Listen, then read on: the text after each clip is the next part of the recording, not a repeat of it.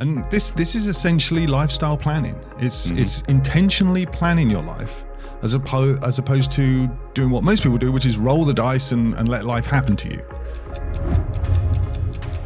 Welcome to the Middle-Aged and Miserable podcast. And please subscribe. And if you like what you're about to see, please leave us a lovely review because it really helps us out and you can see more content. All right then. So Pat, Okay. here Chris. on the Middle-Aged and Miserable podcast, we often talk about how there are a lot of people that are not really where they want to be in life, especially at middle-aged, right? Mm-hmm. Yeah. So today we want to ask the audience to ask themselves, if you look at your current results, are you happy with your life? Do you feel like you are actively creating the life that you want? Or do you feel like you are out of control, reacting to whatever life throws at you? Right. Do you feel like your life has meaning and purpose? Or do you feel like you're on a treadmill getting nowhere? Mm-hmm. I mean, another way of looking at it is you could ask yourself this question. This is a profound question. If you were in the same position in a year's time, would you be happy? Or maybe longer, maybe 2 years or 5 years' time, would you be happy with your life? Because if you're not happy with your results in life, then it's time to ask yourself, what do you want in life? Because bottom line is, if you carry on doing what you're doing, you're going to still be in the same place in 1, 2, 5 years' time, really. Yeah, absolutely. There's a quote from Jim Rohn that sums this up the best. And he says, if you don't design your own life plan, chances are you'll fall into someone else's plan. And guess what they've got planned for you? Not much. Not a lot, yeah. So what does a life plan look like? Well, I mean, it starts with having a vision for your life. Exactly. And that is what we want to talk about today, a vision. Yeah. So let's just start with the obvious question. What, Chris, is a vision? All right. So your vision is what you would like your ideal life to look like if you could change it to whatever you wanted. And this is essentially lifestyle planning. It's intentionally planning your life as opposed to doing what most people do, which is roll the dice and let life happen to you.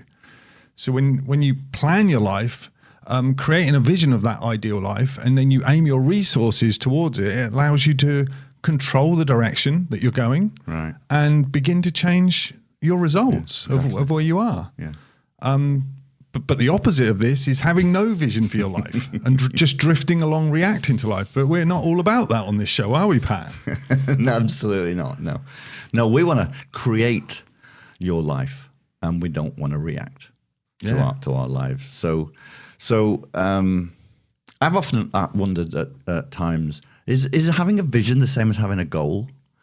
And which is a very subjective thing, I think, to answer that, really. And I think for me, and for you as well, because we've talked about this, having a vision is like, what is your ultimate goal in life? It's like what does your ideal life look like? Yeah. And for me, the goals in life that we all should have are the kind of the intermediate steps to get you to your ultimate vision for your life. Yeah, absolutely. I see it like that. Yeah, and we'll talk about goal creation in detail in further episodes. But you hit the nail on the head. You need an ultimate vision for your life, and then you have goals that are stepping stones to it. Mm-hmm. So why do we want to have a vision for our lives, Chris? Good point. Well, when you have a vision, you begin to think about that vision. Yeah.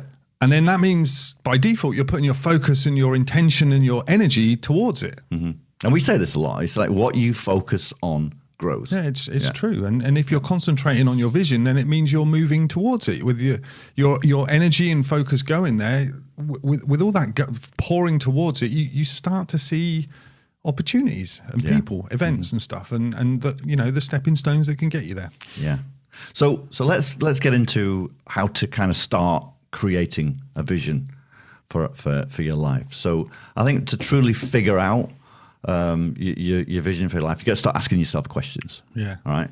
So first of all, the obvious one is, what is it that you want in life? What does success? What does the ideal life look like to you? And but success could mean anything really. It's a very subjective concept. It could be earning more money. It could be having great relationships, living life on your terms, where you're your own boss, for example, or you want to work the hours you work or as little as you want to work, or simply just being retired. Yeah, Really, if you're middle-aged, maybe it's retirement. Right. Or That's it. maybe it's getting out of a job you no longer like and being able to pursue something you're more passionate about. Maybe your passion is, I don't know, art or writing or teaching or, helping others.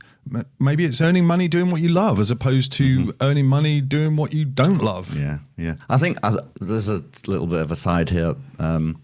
What is behind your desire is a really important thing to think about as well. So we often say that we want something, but it's actually something else that we want when we really kind of dig down. Like, for example, if we say that I want more money, or I want rich, which is a kind of a common thing that most people say. I want to have a certain amount of money in my bank account, and then everything's going to be great. But that's really not what you want, because that's more of a facilitator, isn't it? So you want something else. You want something beyond that. The money will provide that which you really want. You maybe want the freedom to do what you want whenever you want, to spend more time with our loved ones, for example. Yeah. Yeah, there's a book. There's a book called Life and Air that I read. I think it's by Steve Cook and someone else. Right. And it's a story about a guy who has a life where he's got himself into a position where he covers his expenses and he doesn't really have a day job. Yeah. But he's young. And it's written like a story, and I can't really remember all of it, but the main person in the story meets this guy in a coffee shop, and this guy always has time. He always has time to be around his kids. He doesn't appear to be stressed like everyone else. He's not massively wealthy, but the point of the book is that he's wealthy in life and rich in experiences, and hence the title Life and Air, not Millionaire. Yeah, so he's living life on his terms, basically. Yeah. That's cool, that. Yeah. Yeah. All right, so we talked about why it's important to have a vision, but guess what? Most people don't have a vision, Chris, believe it or not. So Probably. let's talk about what happens when we don't have a vision. Yeah, I mean, I don't know if I'm talking about most people, but I imagine most people spend nearly all of their time thinking about what they don't want to happen rather than what they Really? do want to happen. Really? Well, because I've been there, so Yeah. that's why I know that. Yeah. See, some people, a lot of people say, I wish I was less stressed, or I wish I didn't have to go to work at this crappy job all day. I wish I had more money, or I haven't got enough money. Yeah, yeah. I mean, if you, because I've been there as well. We say those kind of questions to ourselves, those things to ourselves. I'll just take, for example, that I wish I was less stressed. Well, you've got to kind of switch that around a bit. Like, okay, if my ultimate goal is to be less stressed, well, what happens next? Okay, if I was less stressed, what would my life look like? What would it be different? What if all the stress was magically gone away tomorrow from my life? How would my life be different? How would I interact with my loved ones? What mood would I be in? Yeah. What if I had the mental capacity then to kind of concentrate on other things? Okay, great. What other things would I be thinking about? You've got to think way further than just that goal. What would less stress in my life look like? Yeah, it's looking beyond the thing that's bothering you, isn't it? Yeah, that's it. I wish I didn't have to go to this crappy job every day. Well, what would you do if you didn't have to go? If suddenly something changed, you didn't have to go into work. Yeah. Imagine if you didn't need that money anymore. Like, I imagine you would quit your job, but then what would you do? Yeah. How would you spend each day? And I think most people would say, well, I would just lay in bed, watch TV and do whatever I wanted. But that's great for a month or maybe 2 months. But then what? Yeah. We talked before about time's running out for all of us, especially if you're middle-aged. What would you do with your life?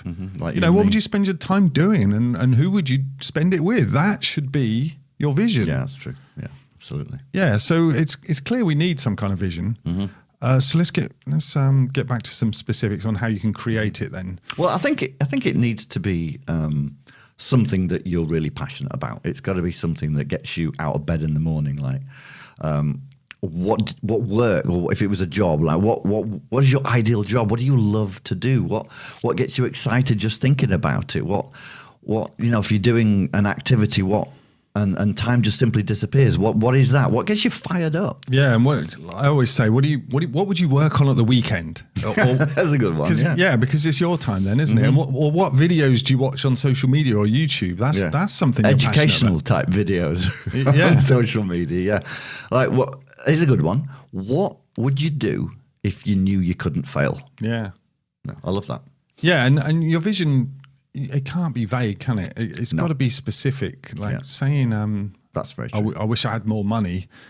You know, why do you wish you had more money? What would that get you? What would you be able to do as a result of having more money that you can't do right now? Because that's what's getting to the root of what you actually want. Yeah, that's true. Yeah. And we might have talked about this before, but I want to talk about it again. So saying you want more money is very vague because like if you just say I want more money, it's an example of not being clear on what you want. Right. Because you can easily be accomplished by finding a penny on the floor. There you go, you got more money. So got goal accomplished. No, you've got to be very specific, and I want to talk about an example that me and my wife actually did to get to the specifics of what we wanted our vision to be.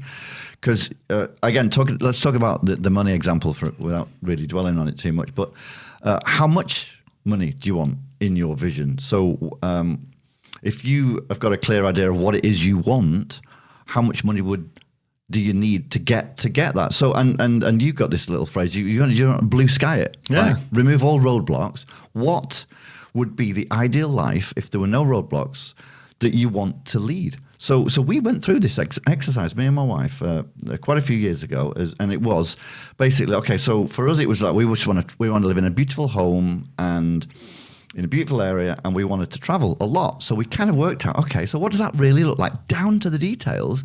How many times do we want to travel a year?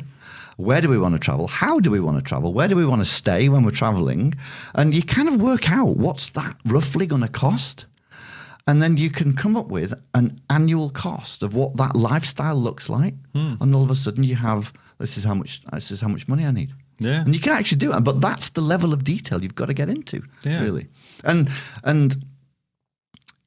the thing is what I struggled with at first, but you can't focus on how you're going to get there. This is not an exercise on how you're going to get there. We're just creating the vision. So you don't come up with the reasons why it won't work or it can't happen because I don't know. I'll never earn that much in my profession, or I've got no experience doing that kind of thing. Yeah. You don't have to worry about how you're going to do. Do you remember the other day we were talking to someone, both of us, and he said I could earn more, but I'd have to work twice as hard. Yeah. He said it as if it was a fact. Yeah. And then, in a case when you find yourself saying something like this, you got to try and look at it somehow. You got to look at it differently, right? And instead ask yourself, what if that wasn't the case? What if I could earn more, earning less? Earn more, working less. Yeah, earn more, working less. Sorry. Yeah. In fact, a better way of saying it is asking yourself, how could I earn more, working less? There you go. Yeah. And by the way, I just want to touch on this. Because we talked about money a lot. There's nothing wrong with wanting more money. I used to think about that in a way that would make me feel guilty about it. And a lot of us are often conditioned to feel guilty about having money or wanting more money and thinking it's selfish and self-centered.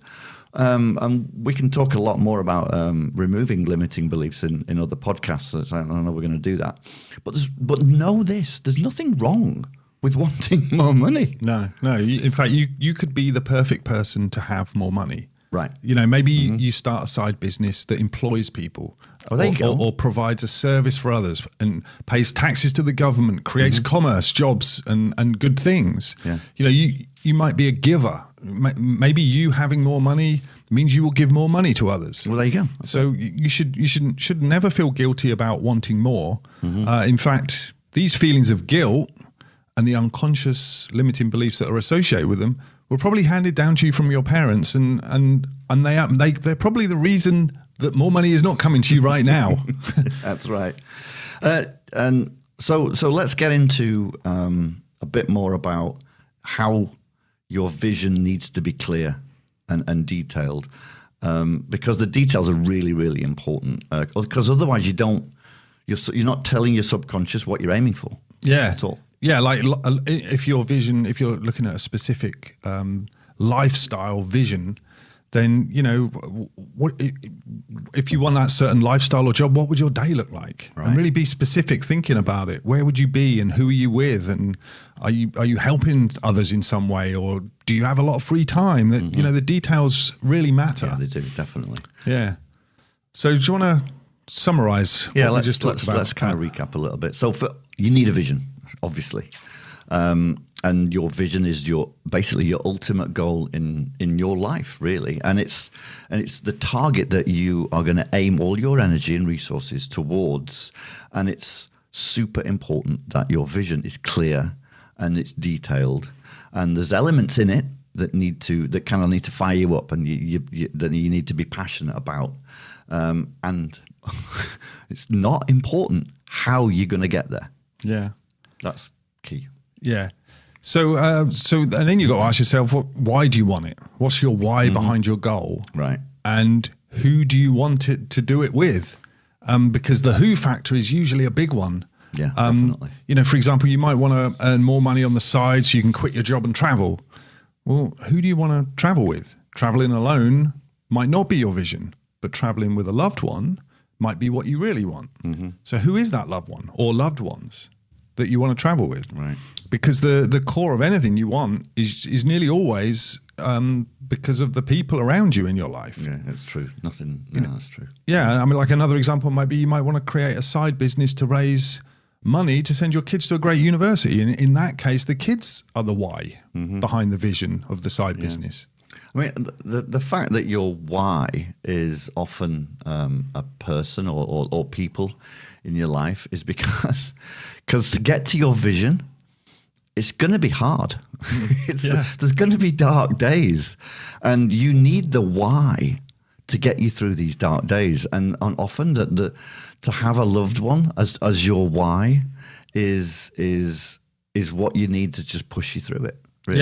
Yeah. On a day when you don't feel like making a cold call to a potential client or something, then you can think of traveling with your loved one to somewhere beautiful, and then just thinking of you both together at that place could give you that push to get that call made. Yeah. Or you've got a photo on your desk of the kids that you want to put through college. Yeah. And that's your why to stop you from something near and dear to stop procrastinating to do the mundane thing but you need to do. And it's those loved ones that just push you over the edge. And I look at it like the why is the fuel behind your vision, the drive. During the difficult times that inevitably occur, you need that why to get you through. That was pretty good. Did you come up with that? You might have. I don't know. All right. So write down your vision, and then you've got to be detailed. And what are you going to be doing each day when you've achieved your mission? And what relationships do you have? What does your lifestyle look like in your vision? Where are you? Where do you live? Who are you with? Yeah. Do you work? If so, what do you do? Right. Do you not work? If so, what do you do? Are you fulfilled? How do you feel? Yeah. Have fun with it. Get excited and act like a kid. Yeah, kids have got no boundaries. So we all say as we're getting older, "Oh, I'll never happen. We can't do this, can't do that." But kid will just be like, "I'm going to be an astronaut." Yeah. I'm going to be a race car driver. There's not even any question, is there? That's my vision. I'm just going to be an astronaut. Yeah. And when you're doing it, try and it's good to try and feel the feelings and emotions of this ideal life as you think about it, just because it can get you fired up, and it can trick the mind into thinking that it's already happened, and it normalizes it in the mind, which ultimately helps you accept mentally that you can become the type of person who can have this type of lifestyle. Yeah. It fuels your belief. Yeah. Something that we do is have a vision board. You create a vision board from like images off the internet or things like that, and you grab pictures of nice houses or places you want to go to on vacation, and use that to imagine your ideal life. And you can put them on your computer desktop. You did that. You put it on your computer desktop, or you stick them on the wall of your office, or somewhere where you're allowed to stick them. Yeah, the whole vision board thing is huge. There's so many stories of how it's worked. It's worked for you, hasn't it? Well, it kind of worked for you, didn't it? It wasn't quite a vision board, but as I think about it, because the vision board thing for us is kind of a relatively new thing in the last few years. But as I think about it now, I've always had this vision in my head, and it was, I guess, my own personal vision board in my head. But I remember now, as I look back as a kid, I've always liked Italian sports cars, and thinking about it. So now I've always wanted to. So I remember going to college, and I would look at nice cars, and I think I want to have that one day. So I've had these pictures in my head, in my vision board in my head, of a nice house and two nice cars in the driveway, one of which was Italian. And I think, thinking about it now, I've got that, actually. You do have a nice car, a nice house, and a nice Italian sports car. So I guess it works. Really. Definitely worked. All right, let's recap what we talked about. All right. So we talked about actively planning your life as opposed to rolling the dice. Yeah. Like the act of specifically deciding on what you want your life to look like, so you can focus your energy on what you want, and specifically not on what you don't want. Yeah, and we talked about creating your vision. What do you want? Who do you want it with? We talked about how your vision should be detailed and specific. Yeah, and the importance of writing it down and creating a vision board, whether it be a physical vision board or one that's clearly a mental vision. I guess I've had one in my head for many years. And don't worry about the how for now. Just really take some time, putting your vision together, why you want it, and basically you'll already be ahead of most people if you do that. Yeah. Chris. Yeah? We're done. It's the after show. Okay, the after show. Strange observations of two Brits living in America. Yeah. Well, actually, more differences. All right. Differences between us. Go for it. You got one. Yeah. Food. UK food. So we eat Marmite, don't we, Pat? You went straight there. Marmite. Yes, indeed. And that's a very British thing, that is. Americans seem to know it as Vegemite, don't they, more than Marmite? But that's Australian, I think. Yeah, but it's the same thing. Yeah. Yeast extract sounds delicious. My family are not even American. They're French, and they can't stand it either. In fact, I think it's just you and me that we know that, other than most Brits. So when I say my family, my wife and my kids, not my parents. My parents love Marmite. Even half of Britain hates it. Is that right? That's what they say. That it's love it or it is definitely hate it. Love it or hate it. Marmite is very much an acquired taste. Marmite on toast, though. That's it. I had some the other day.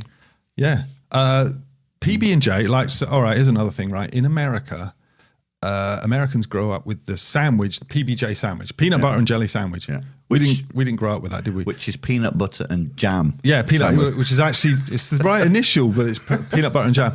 We grew up, as opposed to PB&J, we grew up with cheese and pickle sandwiches, didn't we? You might have grown up with cheese and pickle sandwiches. Actually, my dad loves cheese and pickle sandwiches as well. It's a very British thing, cheese and pickle. Cheese and pickle, so that's cheddar and pickle, which isn't pickle as in America. In America, when you buy a sandwich, you also get a strip of pickle. Pickled cucumber or gherkin or something. Gherkin, we call it a gherkin, they call it a pickle. Yeah. It's not that. It's not. It's a jar called Branston of chopped up vegetables and vinegar and weird stuff. But it's a relish. That's what it is. It's a relish. And it's black. Do you even know what's in Branston? I don't even know what's in Branston. I think it's Swede. I think Swede, vinegar, and But it's brown. Yeah. Yeah. It's very nice. With cheese, it's very nice. I used to have that with tinned corned beef and Branston pickle sandwiches. That's what I grew up with. I loved it. I could eat one right now. Lovely. Okay, we also eat a lot of things on toast, which Americans might not be aware of. We eat beans on toast, which is beans in a can on toast. Beans in tomato sauce on toast. Yeah, spaghetti at any time of the day. Spaghetti on toast, spaghetti in a can, ravioli on toast, ravioli in a can. Did you ever have the beans with the little sausages in them as well? What were they called? Yeah. Just beans and sausage. Yeah, I mean, that's what they have in America. You don't usually have a can of beans in America. But there's always pork in there or something. I would get like beans and little tiny cocktail sausages in there. Yeah, I know what you want. Yeah. Yeah, I can't remember what they were called now. I think it was just called beans and sausage. Pork and beans. I don't know. All right, I got on toast. Yeah. So we talked about British food there. Mm-hmm. That didn't actually sound very good, did it? Didn't make it sound good. Anyway, Fish and chips is good. yeah. Anyway, I got to talk about American food because this happened to me at a place. I was with a buddy of mine, and this guy is one of these places where local companies come in and make. It was a food truck place. Okay, but they were in this place, and he was making a burrito. This burrito was massive: meat, rice, guacamole, and then they really struggled to close it. He was about to close it. Right. Just as he was about to close it, he picked up a handful of fries and put them in the burrito. and closed it with everything else in it. Oh yeah, and they wrapped it all up in a fries in the burrito, in a tortilla. And then I said to my buddy, who is American, I said, Did I just see that right? Did that guy just put a handful of fries in that already stuffed burrito? And he did not look at me. He just stared forward and he said, "God bless America." That same place, a week later, I saw breakfast pizza. A breakfast pizza? Yeah. It had egg, mushroom, sausage, bacon bits. I thought it was brilliant, actually. On a pizza? I didn't get one, but I did think that was a great idea. Is that a good idea? Would you eat that? I don't know. I can imagine the Italians would be rolling their eyes. I know, yeah. Of course there was cheese on it, yeah. God. Full English breakfast. What's the strangest food you've seen in America? I still don't even know what it is. A corn dog. We don't get corn dogs. A corn dog. What is it? I think it's a hot dog, sausage. I've seen it. On a stick with this random stuff around it. And I don't even know what it is. I think it must be some sort of corn product. But it looks like a big fat... Do you remember in the fish and chip shops back in England, you get the fried sausages and the battered sausages? Savoy. Yeah.